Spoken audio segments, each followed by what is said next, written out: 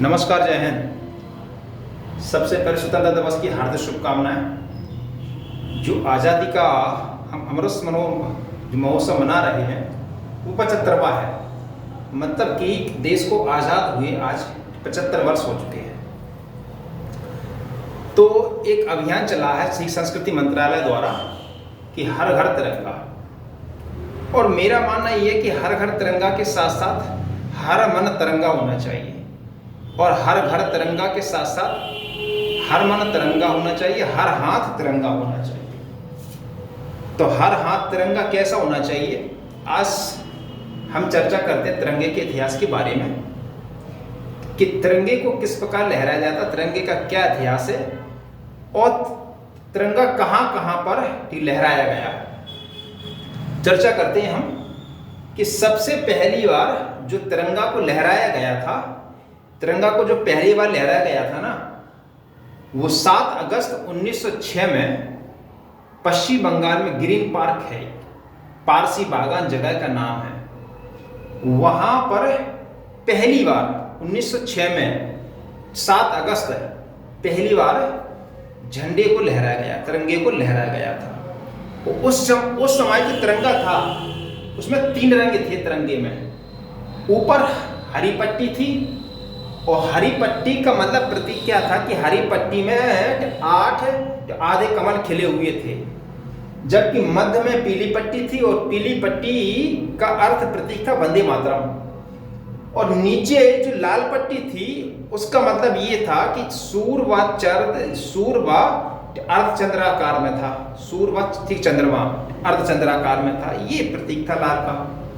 इसके बाद ये जो 3 रंग दिए थे ना कि वंदे मातरम, 8 मतलब खिले हुए कमल है, सूर्य चंद्रमा है, ये जो तिरंगे का डिजाइन किया गया था वो सचिंद्र प्रसाद बोस थे और हेमंत चंद्र थे, इन लोगों ने इसका डिजाइन किया था। इसके बाद आज जो वर्तमान में हमारा ये तिरंगा है, इस प्रकार का जो हमारा तिरंगा है, इसका जो डिजाइन किया था ना वो पिंगली वेंकैया ने डिजाइन किया था। और इसमें जब पहली बार इसको डिजाइन किया था तो 2 रंग थी, एक लाल था और एक हरा था। जो लाल था वो हिंदू संप्रदाय का प्रतीक था, जबकि जो हरा था वो मुस्लिम संप्रदाय का प्रतीक था। लाला हंसराज ने गांधी जी को एक सिफारिश दी, एक सलाह दी कि इसमें एक सफेद पट्टी और बनाई जाए, इसमें एक सफेद पट्टी को और जोड़ा जाए।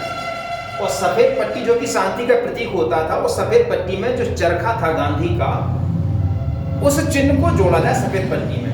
तो गांधी जी ने इस बात को स्वीकार कर लिया, बोले ठीक है साहब, ये बात सही है। इसके बाद आज अब 1931 की कहानी है, कराची अधिवेशन होता है कांग्रेस का। कांग्रेस के चूंकि हर वर्ष अधिवेशन होते थे, वो अधिवेशन किस लिए होते थे, क्योंकि अधिवेशनों में एक उस वर्ष का जो कार्य प्रणाली होती थी, एजेंडा होता था, वो तैयार किया जाता था। तो 1931 का कराची अधिवेशन, और कराची अधिवेशन में निकल के आता है कि जो लाल रंग था ना, पहले लाल रंग की जगह पे केसरिया आया। और केसरिया क्या था, केसरिया जो कि हिंदू का प्रतीक, लाल रंग मतलब केसरिया में बदलाव किया गया, लाल के स्थान पे क्या आ गया, केसरिया बदलाव किया गया। और इसके बाद रंगों में जो क्रम का बदलाव था ना, उसको भी ठीक मतलब चेंजेस किया गया। तो क्या हुआ कि केसरिया और सफेद, केसरिया पहले ऊपर था केसरिया और बीच में था सफेद, और सफेद में जो था वो चरखा था और हरा था, सबसे नीचे क्या था, हरा था। और इसी 1931 में कांग्रेस ने इस झंडे को स्वीकार कर लिया कि ऊपर केसरिया, बीच में हरा, बीच में सफेद जिसका चरखा है और नीचे हरा है। इस झंडे को कांग्रेस ने 1931 के कांग्रेस अधिवेशन में स्वीकार कर लिया। इसके बाद आया संविधान सभा का गठन हुआ फिर, और संविधान सभा में झंडा समिति बनी। उस झंडा समिति के जो अध्यक्ष थे वो राजेंद्र प्रसाद थे, और राजेंद्र प्रसाद की जो और लोगों की समिति थी, मतलब राजेंद्र प्रसाद की अध्यक्षता में समिति बनी। और उस समिति ने क्या बात निकाली कि उस समिति में बदरुद्दीन तैयब और सुरैया तैयब जी की सलाह पर इन लोगों ने सलाह दी किसको, झंडा समिति को, मतलब राजेंद्र प्रसाद समिति को। चरखा के स्थान पे बोले क्या लाओ, अशोक चिन्ह लाओ। चरखा के स्थान पर पहले क्या सफेद पट्टी चरखा था, बोले चरखा के स्थान पे क्या लाओ, चरखा के स्थान पर अशोक चिन्ह लाओ। तो बोले हाँ, बोले ये सही है, ठीक है। इसके बाद फिर संविधान सभा ने झंडे को अंगीकार कब किया था, कब स्वीकार था कि हाँ भाई ये हमारा नेशनल फ्लैग है? तो 22 जुलाई 1947 को संविधान सभा ने तिरंगे को अपना लिया, अंगीकार कर लिया। और उस समय तिरंगे की लंबाई 3 थी और चौड़ाई 2 थी। तो मतलब तिरंगे का अनुपात क्या है, 3:2 है, ठीक है साहब। तो अब कहा जाता है, मतलब कहा जाता है, मतलब वो चीज है ही कि जो केसरिया ऊपर है ये बलिदान का प्रतीक है, मध्य में जो सफेद है ये शांति का प्रतीक है, और नीचे जो है वो हरियाली का प्रतीक है, हरा रंग। और बीच में जो अशोक चिन्ह है इसको कहा जाता है कि अशोक जो चिन्ह है ये 24 तीलियां जो इसमें, जो कि भारत राष्ट्र निर्माण में 24 घंटे प्रगतिशील है, ऐसा कहा जाता है। क्योंकि आवाज कहाँ से आ रही है, क्योंकि तिरंगा यात्रा निकल रही है जगह जगह, विद्यालय मतलब सामने से ही, तो उस चलते के मतलब आवाज आ रही है। वो आवाज वही है कि आज जश्न आज़ादी है, तो 75वीं वर्षगांठ मना रहा है, पूरा देश मना रहा है, सभी वर्ग मना रहे हैं, है ना। तो एक खुशहाली का दिन, हमने भी तिरंगा को लहराया, मनाया। तिरंगा यात्रा के निकलने के साथ साथ तिरंगा का महत्व क्या है, इसलिए मैंने आज का वीडियो बनाया।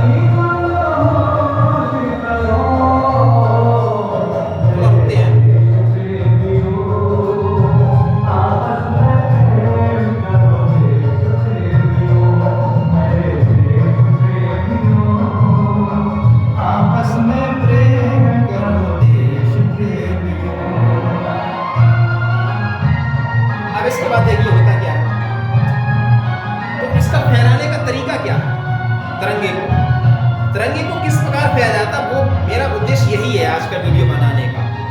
तिरंगे को किस प्रकार फहराया जाता कि जो दाहिना हाथ होगा वो कैसा होगा, ऊपर होगा इस प्रकार का, और जो बायां हाथ होगा वो ऐसे होगा, और इस प्रकार से पकड़ा जाएगा तिरंगे को, ऐसे।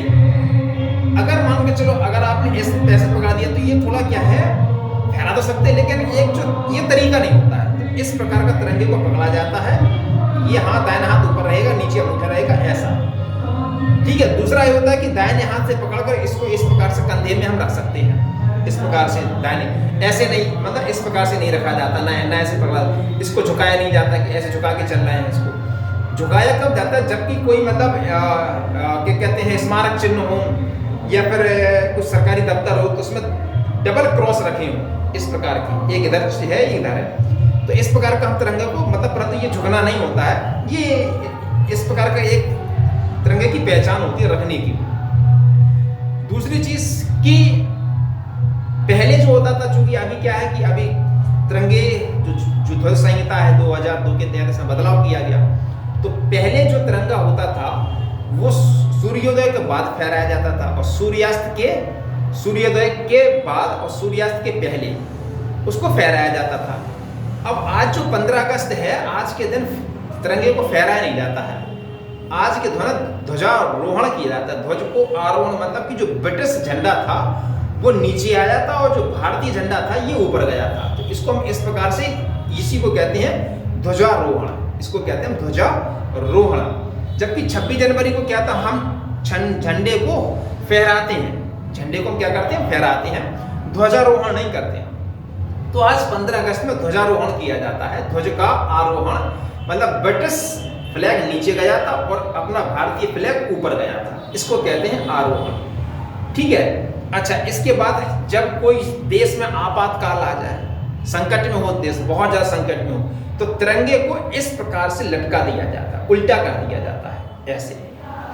जबकि देश में कोई शोक हो, किसी की मृत्यु हो चुकी हो, तो तिरंगे को क्या कर दिया था, झुका दिया था। मतलब कि हमें दुख का, शोक का प्रतीक होता, तिरंगा क्या किया, हमने झुका दिया, तिरंगे को हमने झुका दिया, झुकाने का प्रतीक होता है इस प्रकार का। इसके बाद फिर तो इस प्रकार का तिरंगे को फहराने का तरीका होता है।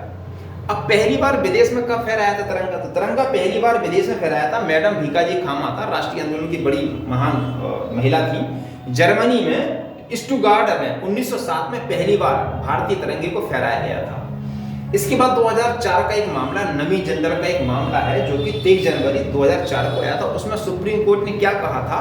सुप्रीम कोर्ट क्या कहता है कि झंडा फहराना एक मूल अधिकार है। झंडा फहराना एक मूल अधिकार है जो कि प्रत्येक भारतीय वासी जो है वो झंडा फहरा सकता है।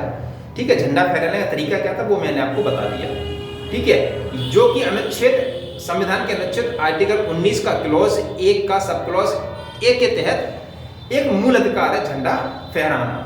तो ये जो झंडे का इतिहास बताया मैंने कि झंडा कब कब से किस प्रकार से बदलाव किया गया।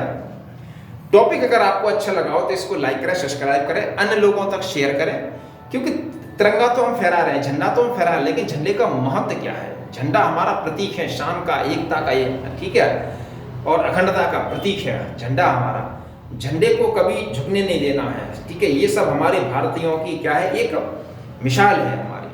ठीक है, तो एक बार पुनः सभी भारतीय वासियों को 75वीं आज़ादी का जो अमृत महोत्सव है, स्वतंत्रता दिवस की हार्दिक शुभकामनाएं।